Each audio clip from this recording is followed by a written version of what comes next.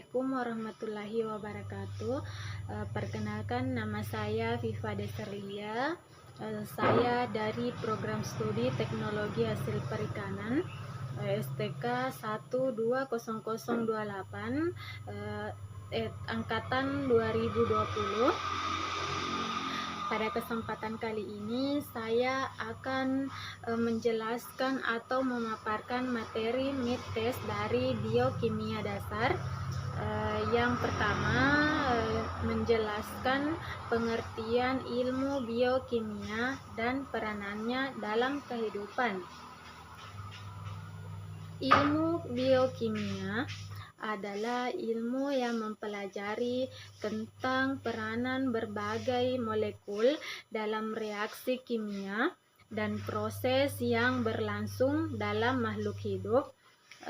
Biokimia dapat digunakan sebagai sumber ilmu untuk membuat suatu produk pada pertanian dan peternakan seperti pembuatan susu, keju, yogurt, dan kecap, tempe, dan lain-lainnya. Yang kedua, jelaskan pengertian air dalam lingkup biologi. Air adalah salah satu unsur penting yang ada di bumi yang sangat dibutuhkan untuk kehidupan dan semua jenis makhluk hidup. Kita masuk pada pertanyaan yang ketiga, yaitu jelaskan pengertian metabolisme, anabolisme, dan katabolisme. Berikan contohnya masing-masing. Metabolisme adalah sekumpulan reaksi kimia yang terjadi pada tubuh organisme. Contohnya, saat pencernaan, metabolisme seluler melepaskan energi dari nutrisi yang diperoleh dari makanan. Kemudian anabolisme adalah mengubah senyawa sederhana menjadi senyawa organik yang lebih kompleks. Contohnya adalah reaksi fotosintesis.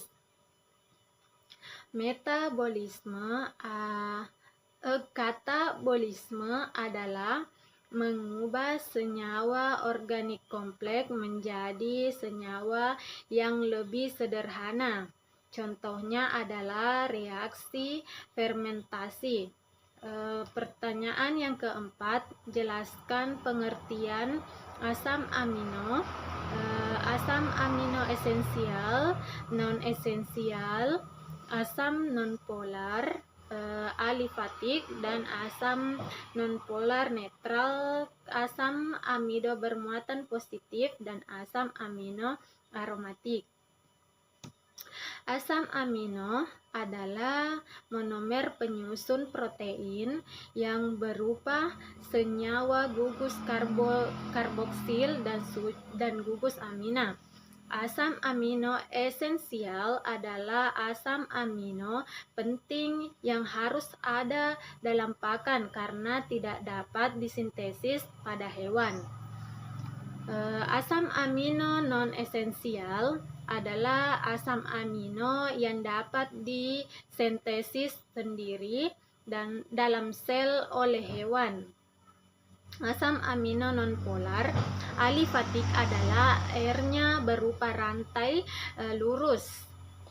Kemudian asam amino polar netral adalah memiliki momer dwikutub dari rantai sampingnya. Asam amino bermuatan positif adalah tambahannya adalah gugus amina, bisa jadi NH5+. Asam amino aromatik adalah senyawa aromatik yang berarti senyawa cincin. Cincin siklik yang memiliki satu ikatan rangkap yang selang-seling. Yang kelima, Jelaskan pengertian protein dan struktur protein. Protein konjungsi merupakan senyawa protein yang mengikat atau terikat dengan molekul lain yang bukan protein. Protein konjungsi terdiri atas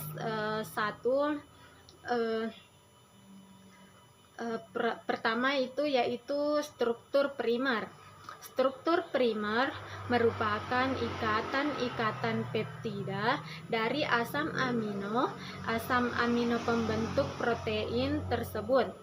Kedua, struktur sekunder terbentuk dari ikatan hidrogen yang terjadi antara gugus amina dengan atom hidrogen pada rantai samping amino, sehingga membentuk lipatan-lipatan, misalnya membentuk A-helix.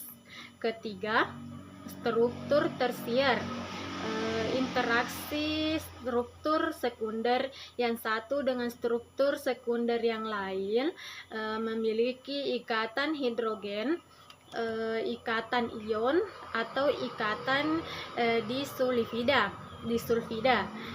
Misalnya terbentuk rantai double helix.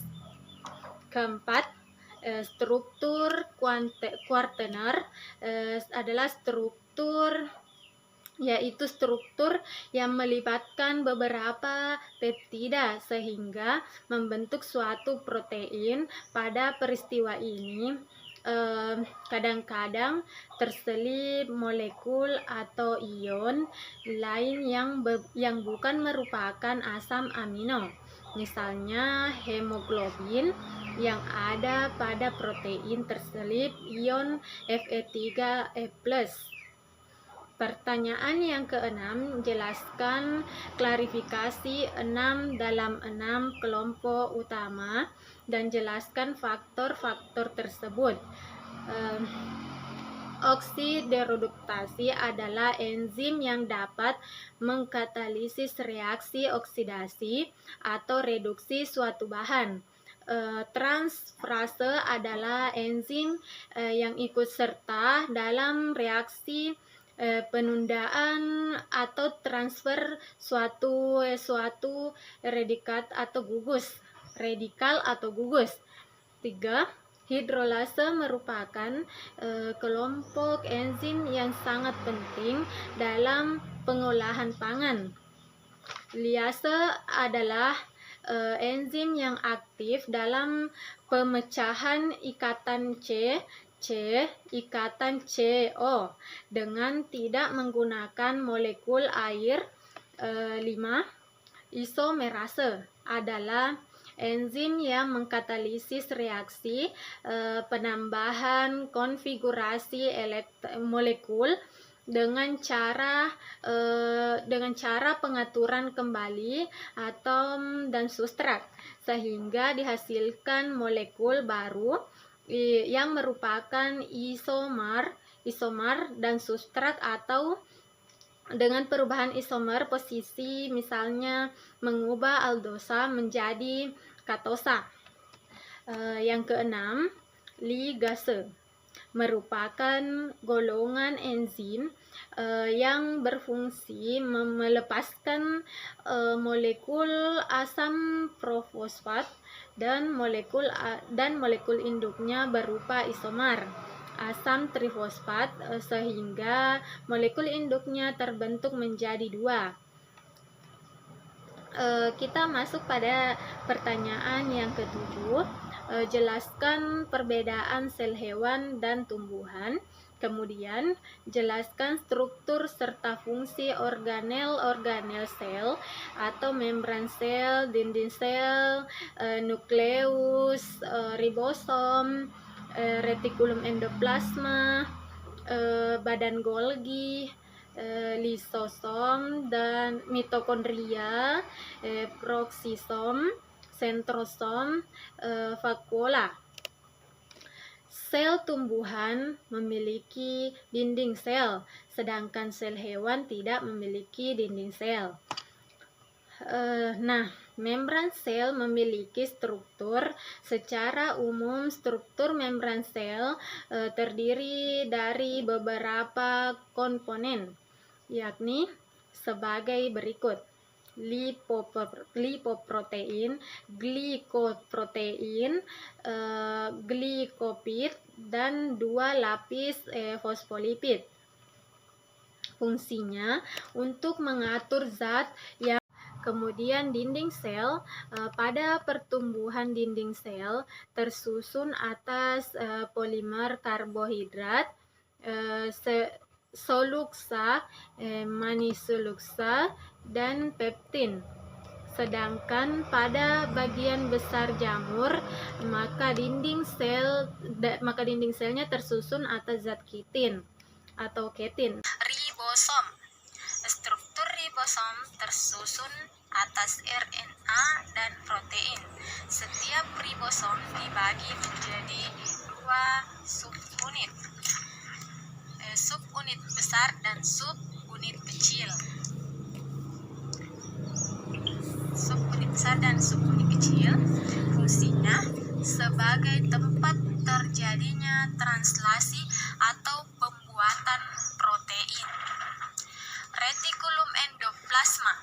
Strukturnya, jaringan membrannya luas, eksternal, atau strukturnya seperti kantong yang tertahan oleh sitoskeleton, membran fosfolipid yang membungkus ruang lumen dari sitosol yang kontinu dengan ruang perinuklear.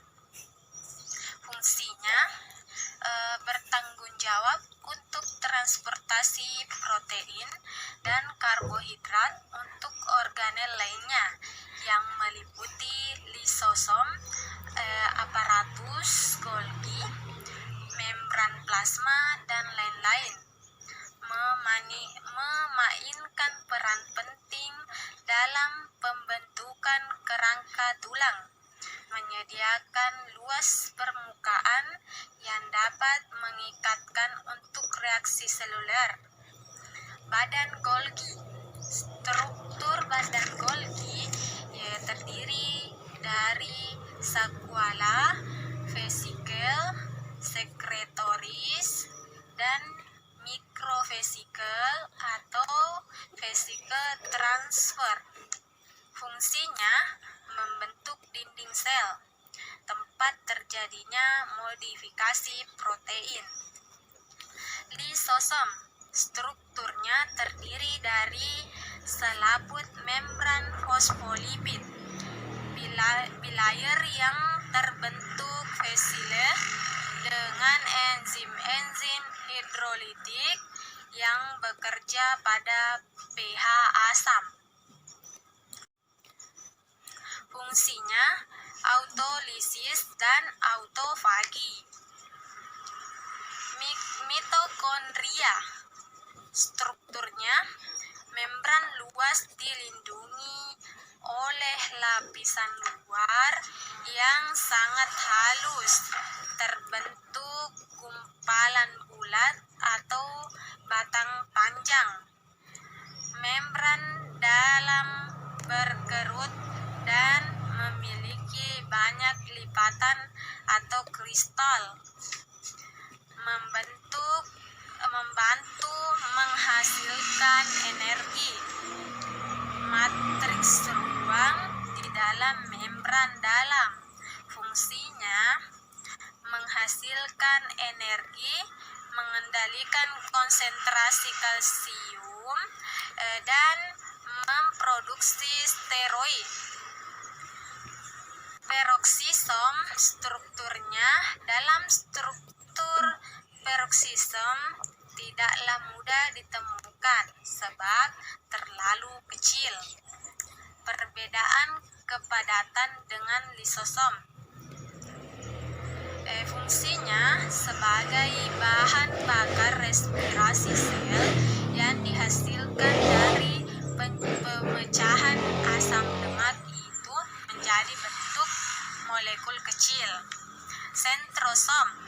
Struktur struktur sentrosom merupakan organel sel yang memiliki fungsi aktif pada saat pembelahan sel dan hanya terdapat pada sel hewan.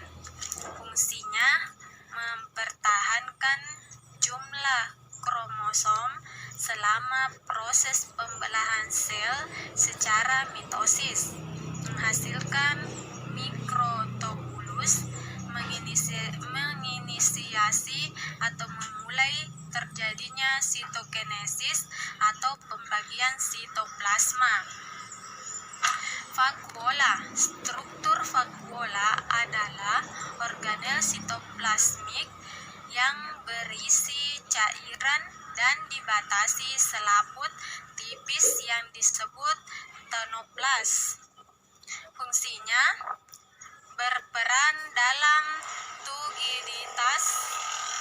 turgiditas dan bentuk sel, tempat penyimpanan dan penimbunan sebagai lisosom dan membantu proses homeostasis. 8. Berilah gambaran umum metabolisme protein dan jelaskan proses transminasi dan diaminasi.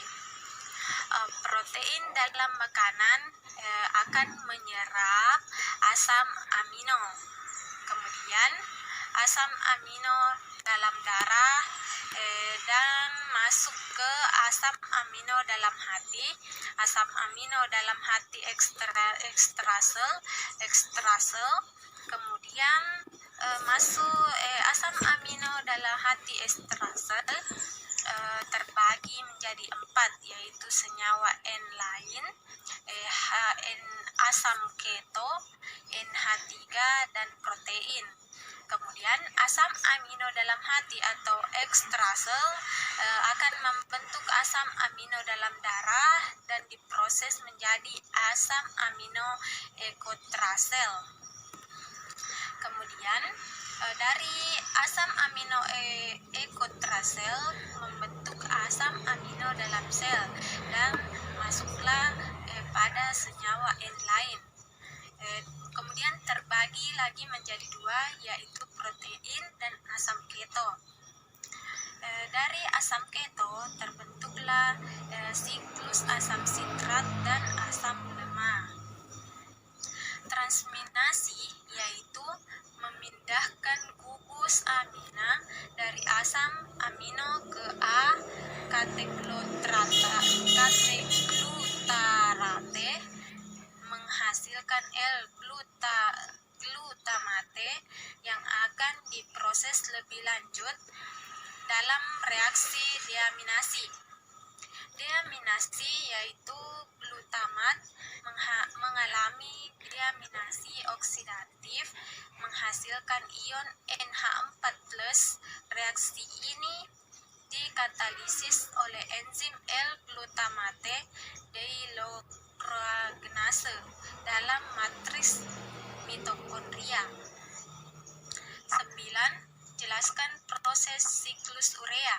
Siklus urea NH4+ yang dihasilkan pada deaminasi akan diubah menjadi karbonal, fosfat, dan mengikuti proses siklus urea sehingga terbentuk urea yang siap dikeluarkan dalam urin.